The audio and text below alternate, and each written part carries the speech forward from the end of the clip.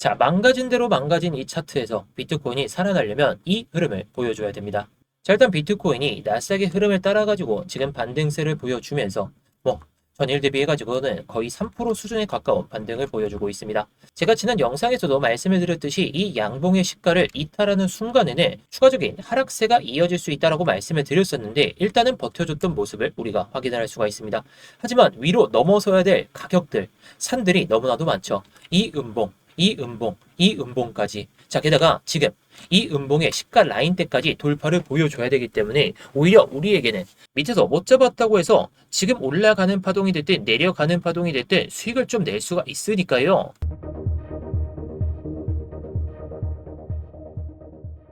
네, 안녕하세요. 10년차 코인 트레이더 임혁입니다. 일단 본격적으로 시작하기 전에 좋아요 한 번씩 눌러주시면서 시작해 보도록 하겠고요. 이따가 다 보시고 나서 도움이 안 되셨다면 그때 취소해도 좋으니까 한 번씩 눌러주시면서 시작해 보도록 하겠습니다. 자, 일단 제가 어제 영상에서 이 61K 30봉봉상 이 FBG 하단으로 마감하는 음봉이 나온다면 조금은 조심할 필요가 있다. 자, 그러면서 기술적 반등이 지금부터 시작은 될 수가 있다라고 말씀을 드렸죠. CPI에 대한 이 우려가 지금 단기적으로 많이 나왔었기 때문에. 자, 그러면서 제가 어저께 말씀을 드릴 때 이 나스닥의 흐름을 봤을 때 이 28,650포인트가 상당히 중요하다라고 말씀을 드렸죠. 자, 그래서 차트를 보시면 아시겠지만 제가 말씀드렸던 이 61K 한 번씩 이탈하는 모습을 보여줬어요. 제가 어저께 영상을 한 이때쯤 올려드리면서 이탈됐다가 올라오고 이탈됐다가 올라오고 지표 발표가 있고부터 반등세를 보이다가 한 번 더 내려오면서 61K를 도전했으면 저는 여기서 들어갈 만한 타점이다 말씀을 드렸을 거예요. 근데 새벽이었죠. 우리는 이런 저점에서 무리하게 들어가지 않아도 돼요. 시간도 너무 일렀고 여기가 저점이 될지 가늠하기는 좀 하기는 했지만 결국에 우리가 수익을 내기 위해선 올라가는 파동이 됐든 안전한 자리에서 들어가는 게 베스트입니다. 자, 그래서 제가 예상하는 흐름대로 가니까 제가 이렇게 오늘 점심시간에 이렇게 말씀을 드리면서 여러분들께서 수익을 내실 수 있는 이런 구간에서 말씀을 드렸으니까요. 참고해 보시면 좋을 것 같습니다.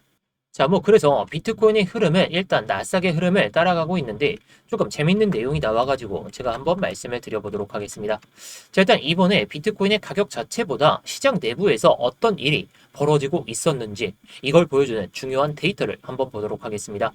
자, 바로 거래소별로 비트코인의 미결제 약정, 오픈 인터레스트입니다. 먼저 결론부터 말씀을 드리면 현재 시장은 단순한 가격 조정을 넘어서 광범위한 레버리지 청산 과정을 거치고 있는 모습으로 보여지고 있죠. 비트코인이 5월 초에 이때 가격입니다. 5월 초에 엄청난 하락을 보여주기 시작하더니 8만 달러는 고사하고 6만 달러까지 이탈되는 모습을 보여줬죠. 주요 거래소 전반에서 미결제 약정이 이때 동시에 감소하는 현상이 나타났습니다. 자, 특히 눈에 띄는 곳은 게이트.io하고 HTX인데 게이트.io의 경우 2025년 이런 4월 달의 저점들 이런 구간들이 대부분 지금 이탈되는 모습을 보여줬거든요. 자, 24억 달러 수준이었는데 현재는 15억 8천만 달러. 이전 저점 대비해서 약 35%가 감소한 수준입니다. 역시 HTX 또한 동일한 모습을 보여주는데요. 2025년 4월에 약 13억 8천만 달러 이 수준이었는데 미결제 약정이 현재는 10억 달러 수준까지 낮아졌습니다. 약 28%가 감소한 셈이죠. 이 말은 단순히 투자 심리가 위축됐다는 의미가 절대 아니에요. 실제로 시장에 쌓여있던 이 레버리지 포지션들이 강제로 정리되고 있다는 뜻에 더 가깝다. 다른 거래소 또한 그러한데 OKX는 미결제 약정이 약 11억 6천만 달러 수준에서 약 2025년 4월 저점 구간과 거의 동일한 수준까지 내려왔습니다. 역사적으로 OKX의 미결제 약정이 이 정도 수준까지 낮아졌을 때는 시장의 투기적 열기가 상당 부분 제거된 경우가 많았기 때문에 바닥이 잡히기 위해서는 미결제 약정 또한 많이 감소를 보여주면서 레버리지 청산도 필요하겠죠. 자, 반면 바이낸스는 조금 다른 모습을 보여주고 있는데 자, 바이낸스는 이 위에 있는 선입니다. 자, 바이낸스의 미결제 약정은 5월 초에 약 49억 8천만 달러 이 수준이었는데 현재 43억 7천만 달러 감소폭을 보면 약 12% 정도입니다. 물론 적지 않은 감소이지만 금액적인 부분만 봤을 때에는 상당히 크죠. 근데 다른 거래소에 비해서는 상대적으로 견조한 모습을 보여주고 있다는 거. 즉 현재 시장에서는 중소형 거래소 중심으로 더 강한 레버리지 청산이 나타나고 있고 바이낸스처럼 유동성이 풍부한 거래소는 상대적으로 안정적인 흐름을 보이고 있다라고 해석을 할 수가 있습니다. 자, 여기에 청산 히트맵까지 함께 보면 조금 더 재밌는 모습이 나오게 되는데요. 비트코인이 이전에 60K를 이탈했을 때 그때 롱 포지션들이 대거 청산을 당했겠죠. 쉽게 말해서 이전 상승 구간에서 무리하게 레버리지를 투자했던 사용했던 투자자들은 포지션이 이미 상당 부분 정리가 됐다는 의미입니다. 그래서 이번 움직임을 단순히 비트코인이 약하다 이렇게 해석하기보다는 시장 내부의 과도한 레버리지가 제거되는 과정으로 보는 시각도 필요합니다. 가격 하락과 함께 미결제 약정이 감소하는 패턴은 일반적으로 강제 청산, 포지션 정리, 그리고 시장 전반의 레버리지 축소를 의미하는데요. 그리고 이런 과정들은 역사적으로 단기적으로는 고통스러운 모습을 보여주긴 하지만 중장기적으로는 보다 건강한 상승을 위한 기반이 되기도 합니다. 결국 지금 시장의 핵심은 극단적 공포, 사람들의 투매, 이게 중요한 게 아니라 오히려 과도하게 쌓여있던 레버리지가 얼마나 정리가 됐는지 이걸 확인하는 과정에 가깝다라고 볼 수가 있겠습니다. 즉 비트코인 시장은 단순히 가격 조정을 넘어서 새로운 방향성을 결정하기 위한 중요한 구간에 들어와 있다라고 볼 수가 있겠죠. 자, 그래서 제가 일단 이렇게 밑에 표시한 구간은 30분 봉상, 이 매수 오더 블럭이 자리 잡힌 그 구간입니다.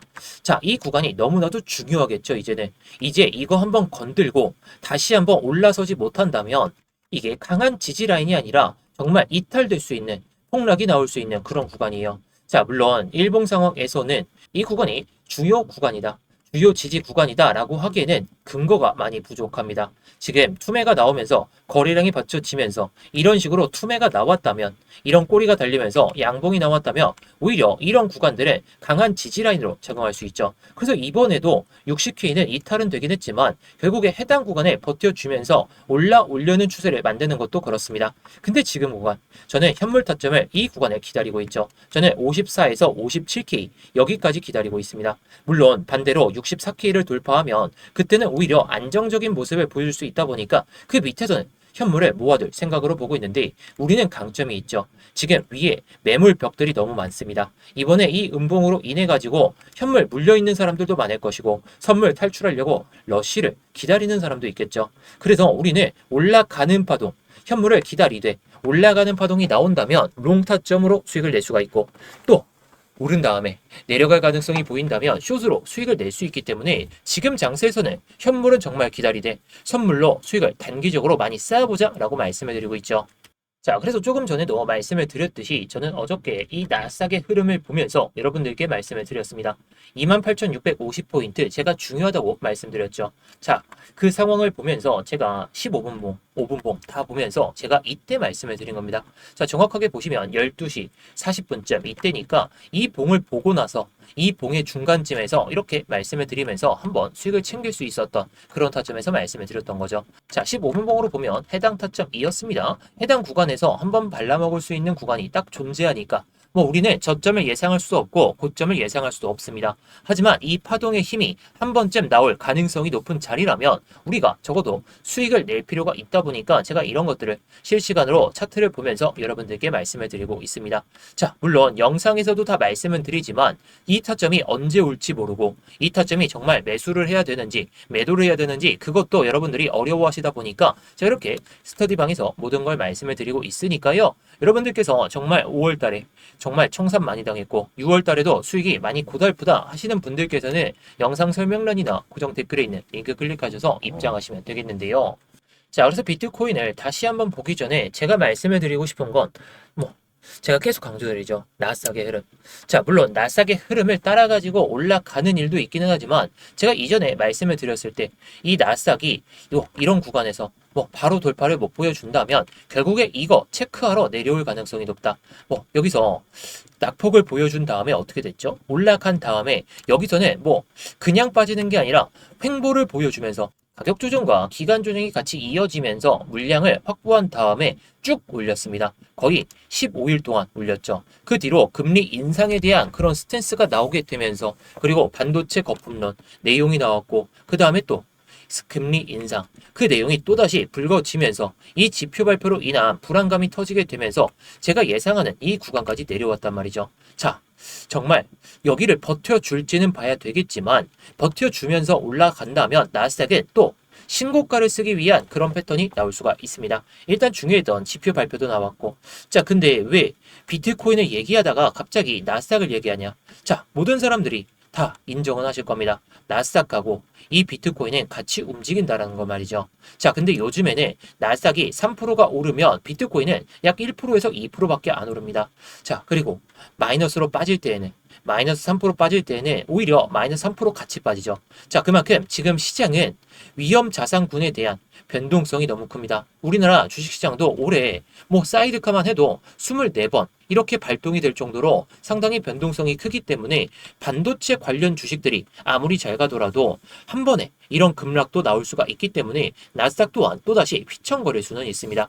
하지만 이 구간을 정말 버텨준다면 비트코인 또한 지금 장세에서 어떻게 될까요? 올라갈 가능성은 높아지겠죠. 자, 물론 나스닥에 빠졌던 폭보다 더 빠지긴 했습니다. 이전에 저가 라인까지 깼고 기관의 ETF 순유출까지 그리고 마이클 셰일러의 매도 가능성까지 계속 배제를 할 수가 없기 때문에 나온 악재는 일단은 이게 다긴 하지만 추가적인 악재가 나오지 않는 한 일단 올라갈 가능성을 봅니다. 자, 물론 이게 올라간다라고 해서 제가 그냥 곧바로 올라간다는 소리가 아니라 조정이 분명히 나오겠죠. 자, 중간중간의 조정은 결국에 이런 매물벽에서 막힐 것이고 우리는 뭐 현물을 밑에서 기다리는 자, 제가 예상하는 구간은 57K하고 54K 이 정도 수준이 되게 됩니다. 자, 이 수준까지 내려온다면 현물을 담을 생각으로 보고 있지만 그냥 올라가는 파동이라면 이런 밑에서 못 잡아서 아쉬워할 게 아니라 올라가는 파동에 맞춰서 우리가 롱으로 아니면 올라가면 숏으로 수익을 챙길 수가 있다 보니까 현물을 기다릴 타점은 기다리되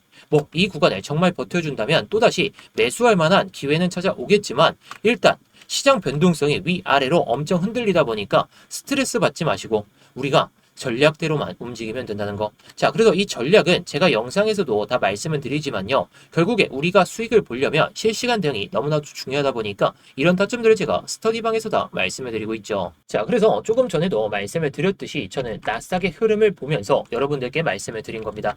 자, 물론 나스닥의 흐름이 무조건 비트코인과 똑같이 간다 이렇게 볼 수는 없죠. 조금 전에도 말씀을 드리긴 했지만 결국에 이런 시장에서도 저점을 못 잡더라도 고점에서 숏을 못 치더라도 중간중간에 확신이 드는 자리 뭐 저도 100% 장담은 못하지만 손절은 짧게 잡고 위로 올라갔을 때는 곧바로 수익을 낸다든지 아니면 정말 수익이 날 확률이 100%에 가깝다면 그 타점들을 우리가 공략하자는 거죠. 자, 저는 해당 구간에서 여러분들께 말씀을 드렸습니다.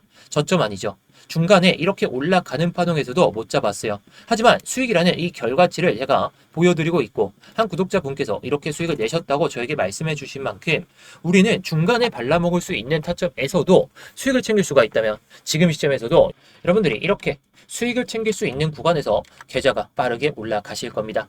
자, 그래서 5월달, 뭐 6월달 청산 랠리가 이어질 때 오히려 내가 수익도 못 빼고 혼자 좀 손실만 가득했다. 아니면 내가 100불 수익 보고 있는데 200불 수익 내고 싶다. 뭐 400불 내고 싶다. 그러신 분들을 위해서 만든 방이니까요. 영상 설명란이나 고정 댓글에 있는 링크 클릭하셔서 입장하시면 되겠는데요. 자, 이 링크를 클릭하시게 되면 이 폼이 먼저 보이실 겁니다. 핸드폰으로 보내주신 분들은 바로 문자 보내는 화면으로 넘어가실 텐데요. 거기서 전송 버튼만 눌러주시면 되는 거고요. 컴퓨터로 보시는 분들은 자, 여기 보이듯이 이무역 전문가 나와 있는지 확인하시고 그 다음에 이렇게 실시간 관점 스터디 무료 신청 이렇게 누르신 다음에 스터디방 입장하실 이렇게 전화번호를 남겨주시고 나서 밑에 있는 제출 버튼 이렇게 순서대로 진행하시면 됩니다. 자, 다시 한번 말씀드리지만 모두 무료입니다. 그냥 편하게 들어오신 다음에 마음에 안 드시면 그냥 나가셔도 좋고 아 정말 타점이 괜찮다 싶으시면 뭐 따라오셔도 좋은 거고요. 자, 구경하면서 뭐 시황 브리핑이나 뭐 타점 브리핑, 뭐 차트 교육이나 이런 것들도 다 보셔도 좋은 거니까 뭐 여러분들이 편하신 대로 원하시는 대로만 잘 얻어가시면 좋을 것 같습니다.